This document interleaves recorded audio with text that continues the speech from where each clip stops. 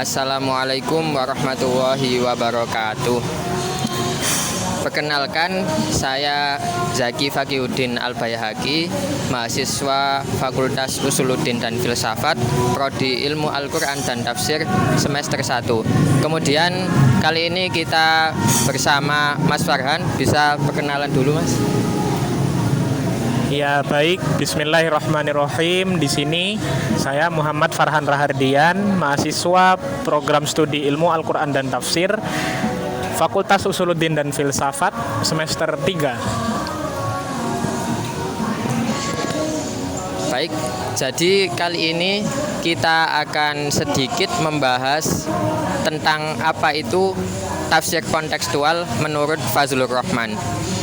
Jadi saya akan mengajukan beberapa pertanyaan kepada Mas Farhan. Yang pertama, bagaimana sih Mas teori tafsir kontekstual menurut Fazlur Rahman itu? Ya, baik. Jadi di sini saya akan menjawabnya menurut sepengetahuan saya. Jadi tafsir kontekstual milik Fazlur Rahman itu merupakan metode pemikiran dalam dunia tafsir yang bercorak hermeneutik yang beliau beri nama double movement atau gerakan ganda. Kenapa diberi nama demikian? Karena di dalamnya terdapat dua langkah atau dua cara yang harus ditempuh supaya metode tersebut dapat diterapkan dalam sebuah penafsiran. Baik, kemudian pertanyaan selanjutnya yaitu, jadi bagaimana cara Fazlur Rahman itu menerapkan movement ganda tadi untuk mendapatkan tafsir seperti yang diinginkan? Ya, jadi dari namanya saja kita sudah dapat mengambil kesimpulan bahwa dinamakan double movement karena di dalamnya terdapat dua gerakan ganda, yakni gerakan yang pertama yaitu adalah menentukan ayat yang akan ditafsiri, lalu menarik ayat tersebut ke masa di mana saat ayat itu diturunkan, supaya kita dapat memahami konteks keadaan masyarakat pada zaman itu, sehingga kita bisa menarik konteks tersebut hingga bisa direlevansikan ke zaman kontemporer. Lalu langkah kedua setelah kita telah memahami konteks pada saat ayat itu diturunkan ialah mengembalikan konteks masa lalu pada saat ayat itu diturunkan menuju konteks sekarang. Kita cari kesamaan konteksnya sehingga bisa direlevansikan ke masalah yang ada saat ini. Jadi hermeneutik menurut Fazlur Rahman itu adalah hermeneutik yang berbau historis. Jadi kita harus mengkaji terlebih dahulu bagaimana asbabun nuzul suatu ayat yang akan ditafsiri. Baik. Terus ini pertanyaan terakhir nih, Mas. Jadi gimana nih cara kita agar bisa menerapkan penafsiran Fazlur Rahman itu di konteks yang ada pada saat ini?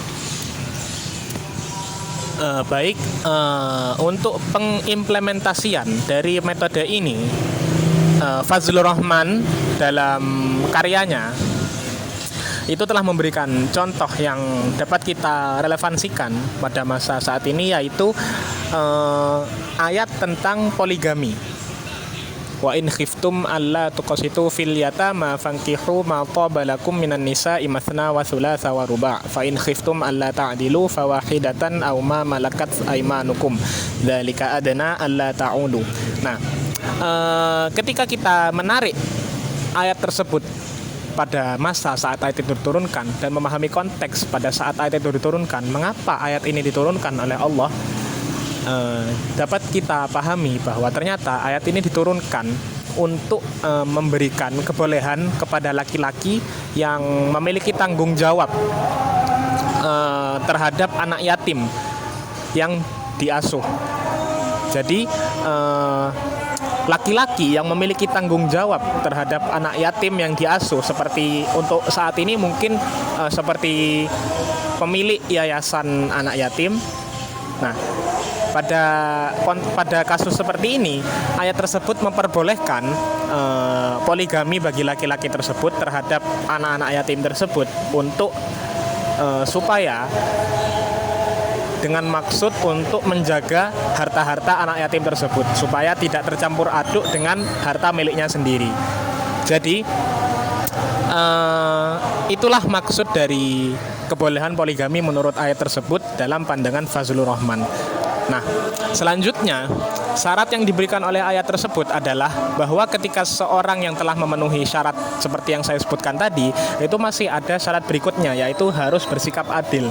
Nah, pada kenyataannya, pada faktanya, menurut Fazlur Rahman, terdapat banyak sekali penelitian yang membuktikan bahwa pada dasarnya, secara alamiah, secara naluriah, seorang laki-laki itu tidak akan pernah bisa berlaku adil.